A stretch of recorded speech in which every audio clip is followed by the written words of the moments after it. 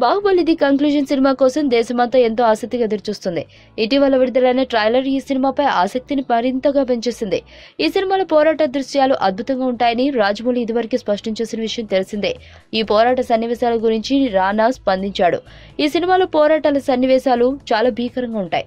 ముఖ్యంగా climax fight అద్భుతంగా ఉంటుంది. ఆ పోరాటం గురించి రాజమౌళి చెబుతున్నప్పుడు భయమేసింది.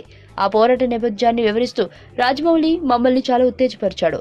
రాజమౌళి చెప్పినంత సీరియస్ గా చేస్తే మా ఇద్దరిలో ఎవరో ఒకరు మాత్రమే బతుకుతామనిపించింది. అయితే క్షేత్రస్థాయిలో చాలా జాగ్రత్తలు తీసుకుని షూట్ చేశాం. ఈ సినిమా కోసం రాత్రి పగలు ఎంతో కష్టపడ్డామని చెప్పాడు రానా.